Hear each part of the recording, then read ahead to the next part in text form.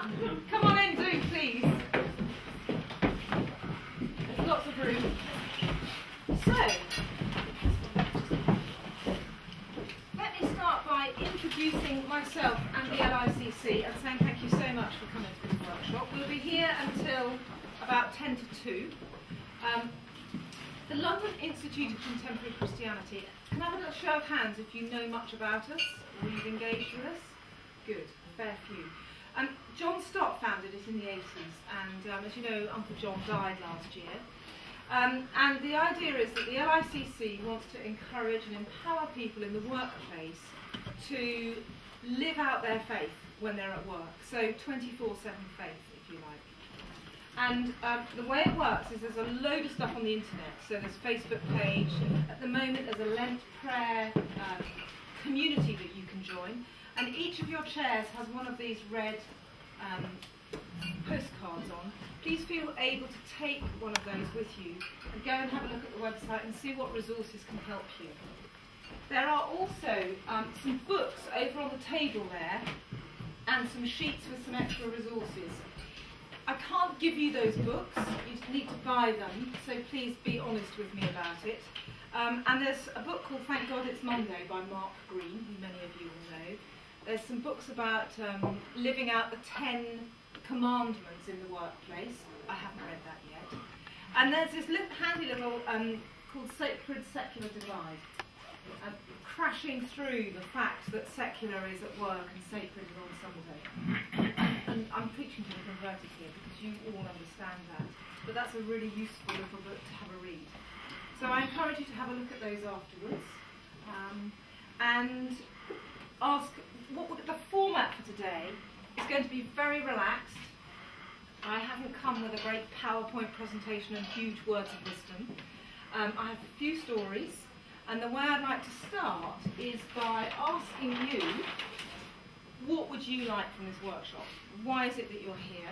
And I would ask you to spend 2 minutes with a post-it note and a pen and write down what it is you want to get from today, what will be really helpful for you, and stick the post-it note up there. So you just get some movement around the room, and then I can know what it is that you want out of the 45 minutes, and I can try my best to get us there. Does that work?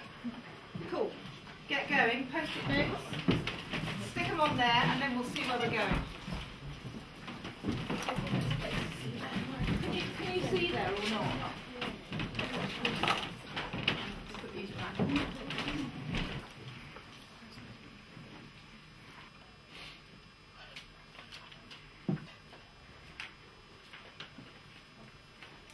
Yeah, stick them up on there. That would be really good. That one. Oh, that's a tricky one. Please put that one up there. Is there a difference between a vocation and a job? Okay. Put that in there.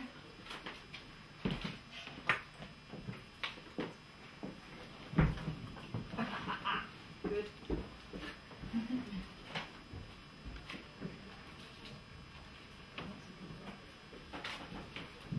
Prejudices against Christians. I would love to understand what that means a little bit more. And if the person who wrote it feels brave enough at some point to tell me, or us, then do.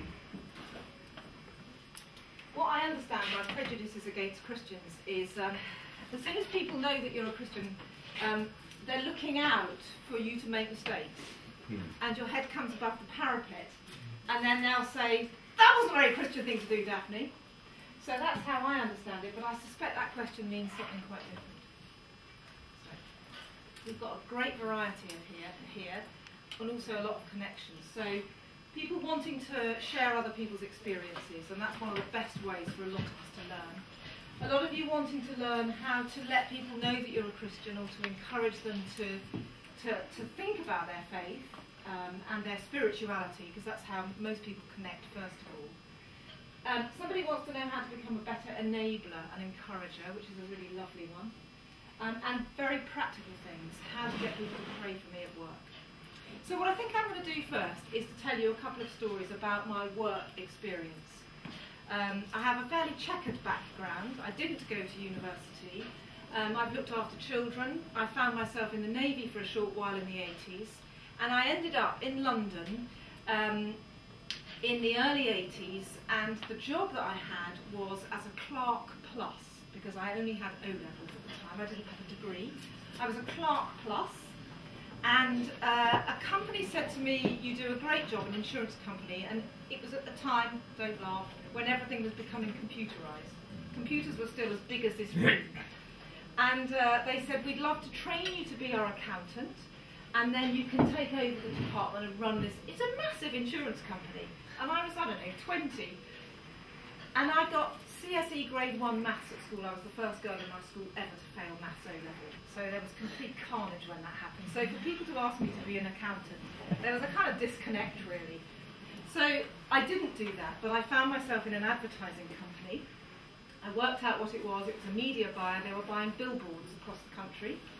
And I thought, well, yeah, I kind of like the people here. So I had been brought up as a Christian all my life at church, but I hadn't understood that my faith was going to be a working relationship with God, and a very active working relationship. So I took this job, and I worked out an apprenticeship for myself. So I went out to be a rep on the road buying media. I came back into the office. I looked after the media buying team. I ran the admin. I became the buying director. And then somebody poached me, and I went to start in a sales company, selling advertising. So if I wasn't the devil as a media buyer, in church particularly, I became the devil incarnate as a media salesperson. So I was selling advertising in airports and in shopping centres, and I ended up working for an American organisation, selling ads on the London Underground and on buses across the country. And I had the swanky title of Senior Vice President of Sales. So I felt very, very important indeed, and I worked with a great bunch of people. That took me up to 1994. 2006, and then I set up my own business, and I now run my own business as an executive coach. And part of what I do is I work with the LICC to encourage people who are in work to stick with their faith and engage with God in and out of work.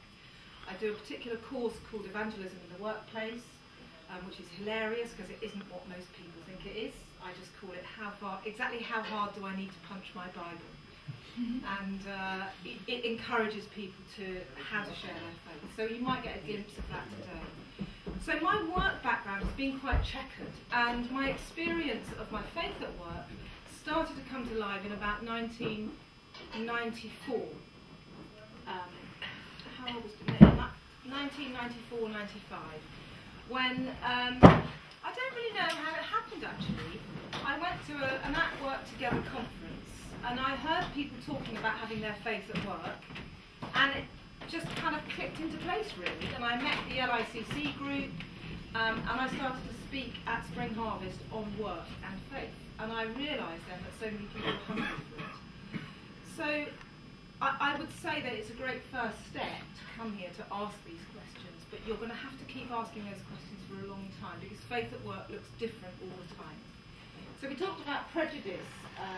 One of the ways that certainly when I went to work for the Americans, for TDI, there were a great bunch of people, and I couldn't wait to start the job. Not just because of the title, but it was a really prestigious job. And I said, look guys, you need to know that I will give you 100% of myself when I'm in the office. But I'm a single parent, and I have to give 100% to my child when I'm at home. And I don't do Sundays. Oh, Keith, I was called Keith. Oh, Keith, you know, oh, yeah, that's fine, because I knew the Americans would suck all my blood out, all my time and everything. And it got to the point where one Saturday we were going to go to the old Arsenal ground and watch football, and I love sport. I love football, I play hockey, I just love sport. And they said, would you like to come to the football on Saturday? I said, yeah, I'd love to. I'd never been to Highbury. In a box, you know, with all the posh people there and lunch. And I got a phone call the week before from the chief executive from New York. He said, oh, Keith, the match has moved to Sunday, and I know you don't do Sundays. I said, oh, yeah, no, I don't. What time's the match? And they said, well, 1 o'clock lunch for 3 o'clock match. I said, perfect, I'll be there. I'm going to church first, and I'll come along. So I showed my flexibility, and we got there, and there was this posh boardroom table with all the glassware laid out and a lunch all ready. And I was saying to my boss, Christy, what's the form? Where are we all going to sit? And the chairman said, oh, Keith, what was that? What do you Christians do on a Sunday? I said, because they were quite a Jewish firm. I said, oh, what we do is we thank God for our food. I thought, oh, well, here we go. So we said, right, shut up everyone. O'Keefe's going to say grace. I thought, oh, okay. So I said grace. And that was the beginning of my experience of my faith at work, is saying, this is how I operate, my own personal boundaries, and then living out those boundaries, respecting other people's boundaries. So the first thing I would urge you to do is to think about how are you setting out your boundaries